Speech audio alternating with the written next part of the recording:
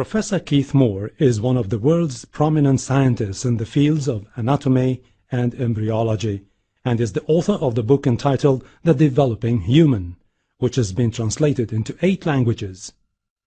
The book is considered a scientific reference work and was chosen by the Special Committee in the United States as the best book authorized by one person.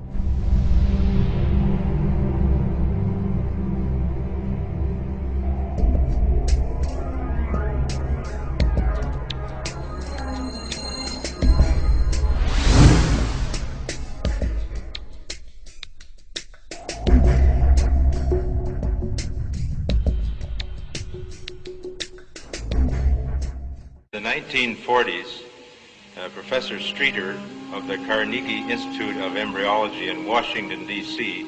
proposed a system for classifying the stages of human development. His system arranged human embryos in 23 numbered stages based on their differences in appearance. The Carnegie system of classification was used around the world until the 1970s, when a more refined system was proposed by Dr. Ronan O'Reilly of the Carnegie Institute of Embryology, now in San Diego, California. Intensive studies of the Quran and Hadith in the last 4 years have revealed a system for classifying human embryos that is amazing, since it was recorded in the 7th century AD. Although Aristotle, the founder of the science of embryology, realized that chick embryos developed in stages from his studies of hen's eggs in the 4th century BC, he did not give any details about these stages. As far as it is known from the history of embryology, little was known about the staging and classification of human embryos until the 20th century.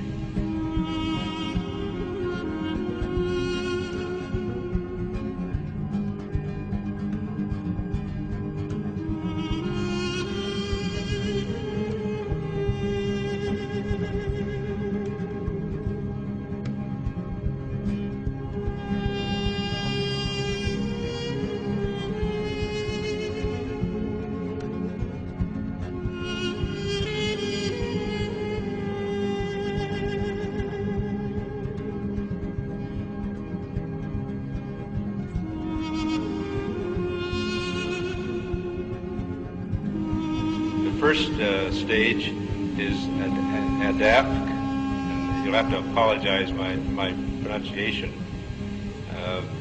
This is from Surah Tariq 6.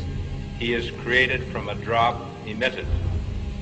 This Arabic term refers to the forceful emission of fluids which occurs during ejaculation in the male and ovulation in the female. The male secretions, called semen, contain the spermatozoa, and the female secretions, called follicular fluid, contain the ovum.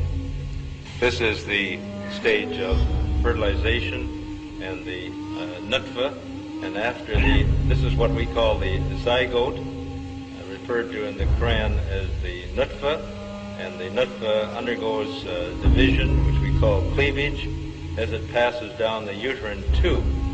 So these are the stages of the nutfa here as it undergoes cell division.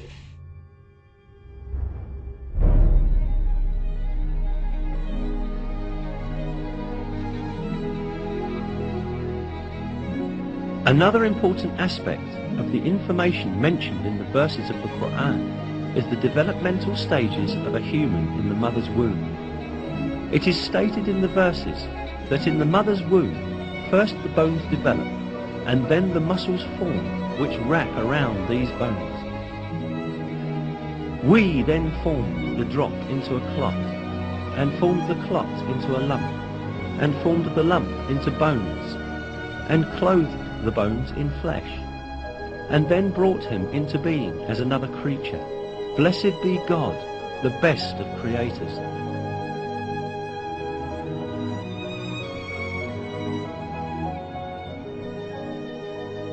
Embryology is a branch of science that studies the development of embryos in the mother's womb. Until very recently, embryologists assumed that the bones and muscles in an embryo developed at the same time. For this reason, for a long time, some people claimed that these verses were in conflict with science. Yet, advanced microscopic research conducted by virtue of new technological developments has revealed that the revelation of the Quran is word by word correct. These examinations at the microscopic level showed that the development inside the mother's womb takes place in just the way it is described in the verses. Obviously, life begins at the moment of fertilization when a single sperm fuses with an ovum to form a one-celled embryo or zygote. At this moment, the ultimate character of that new individual is decided. The Quran recorded these facts 1400 years ago.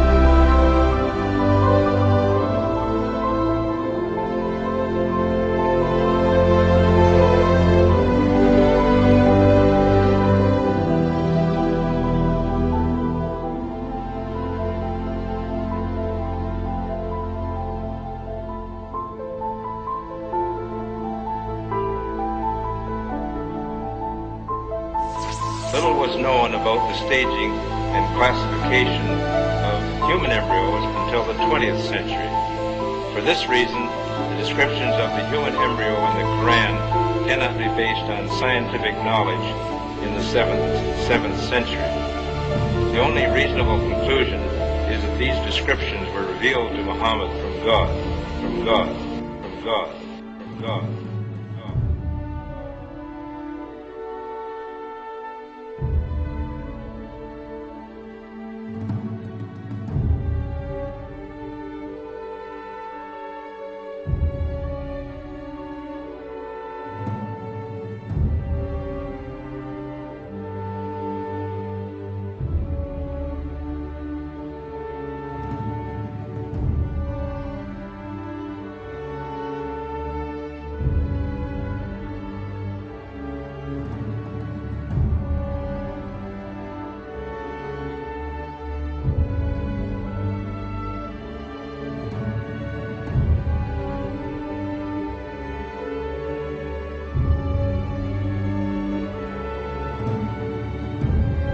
Then we made the sperm drop into a clinging clot, and we made the clot into a lump of flesh, and we made from the lump bones, and we covered the bones with flesh. Then we developed him into another creation.